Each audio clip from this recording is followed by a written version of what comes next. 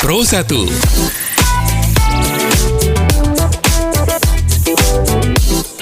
Kanal informasi dan inspirasi.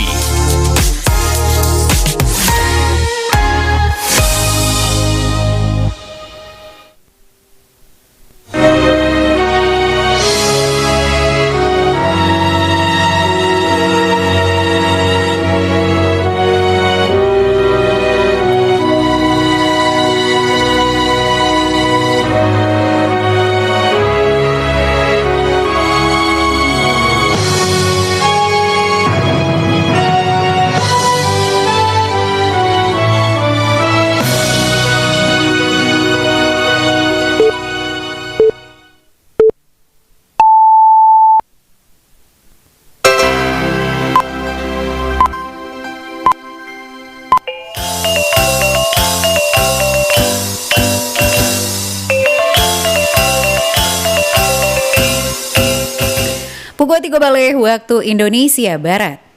Radio Republik Indonesia Bukit Tinggi Jo Berita Daerah Babahasa Minang.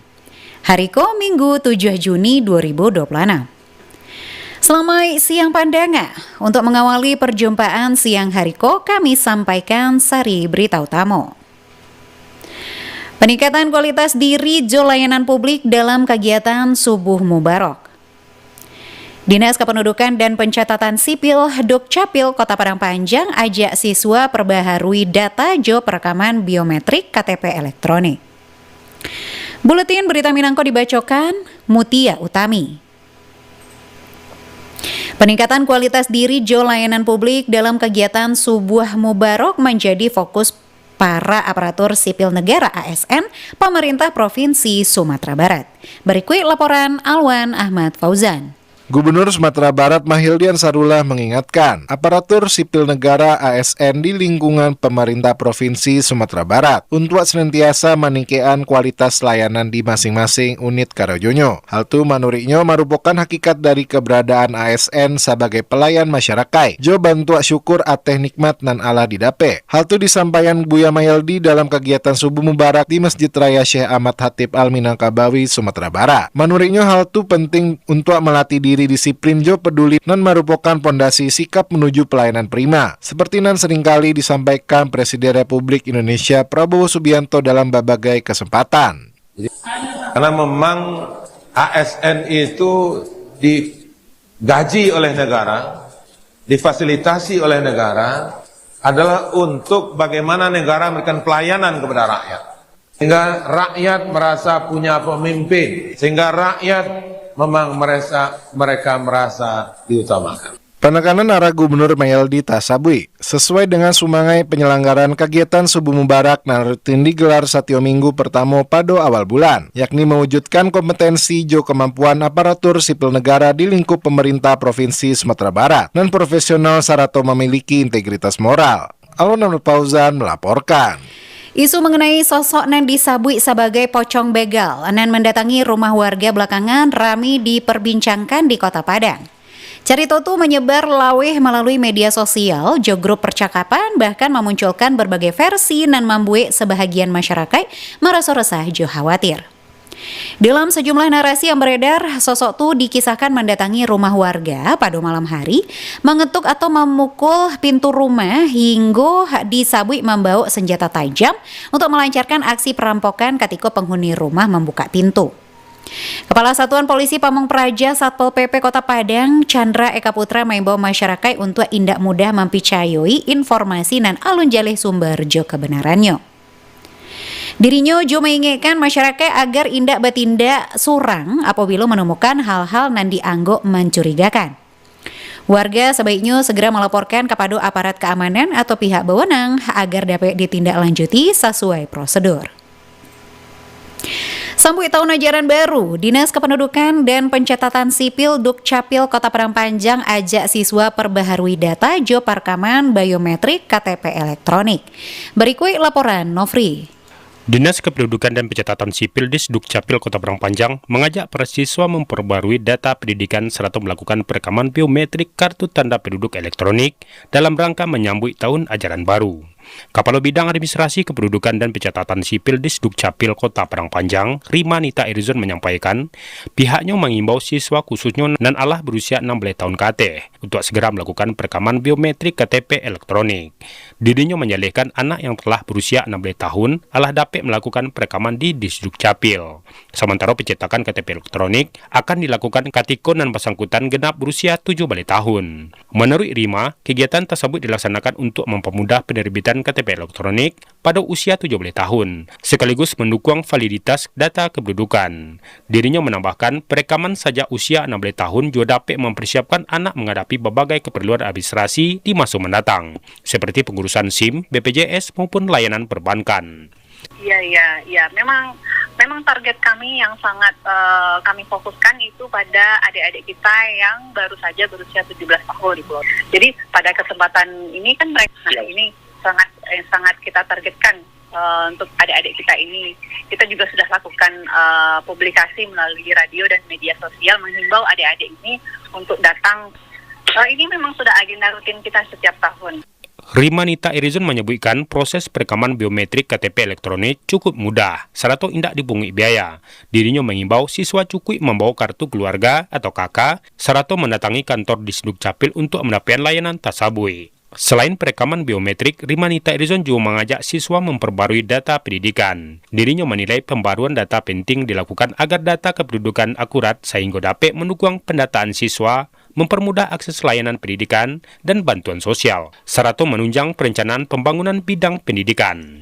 Rima Nita Irizon menambahkan cara memperbarui data pendidikan juga mudah. Siswa cukup menyiapkan kartu keluarga lama, serta melampirkan surat keterangan, rapor, atau bukti kenaikan tingkat pendidikan. Selanjutnya dapat mendatangi kantor di Dukcapil atau mengajukan pembaruan secara daring apabila layanan online alah tak sedia.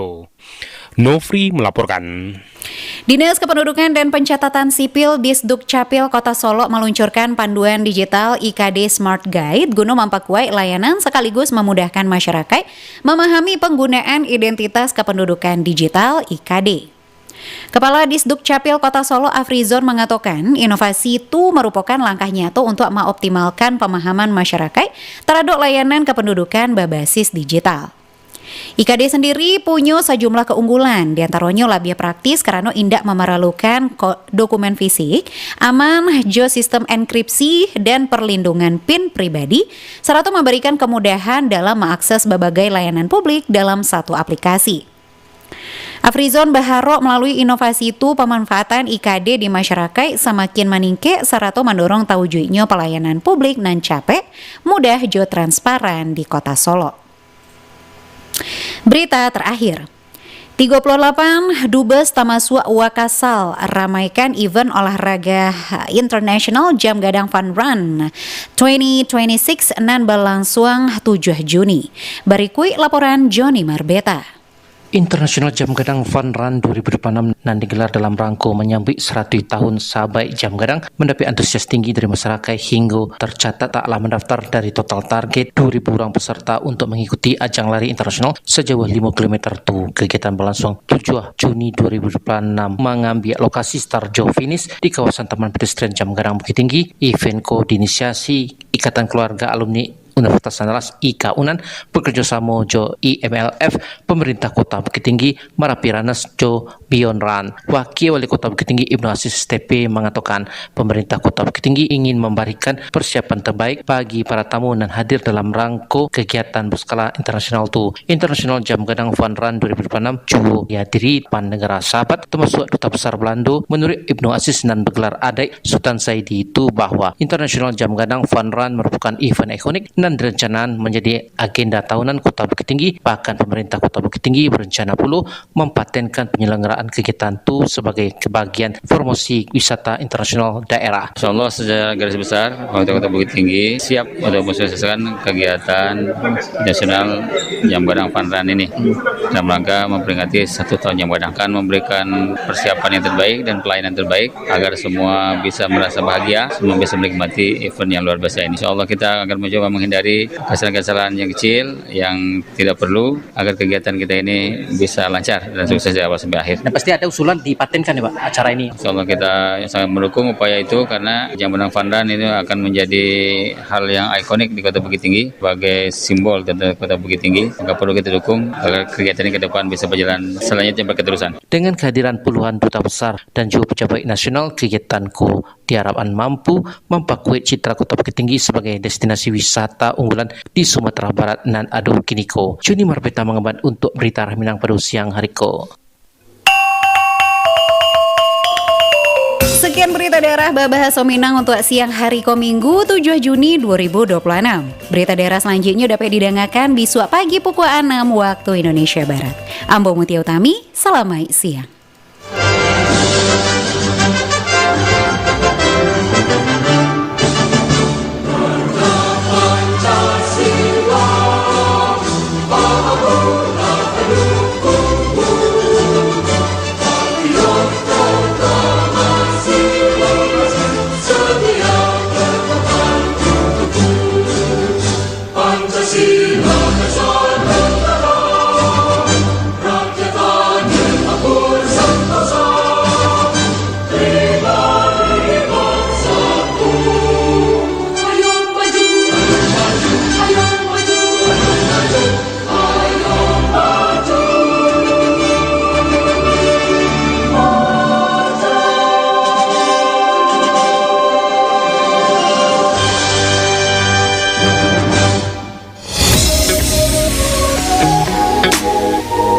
Pro 1, kanal informasi dan inspirasi.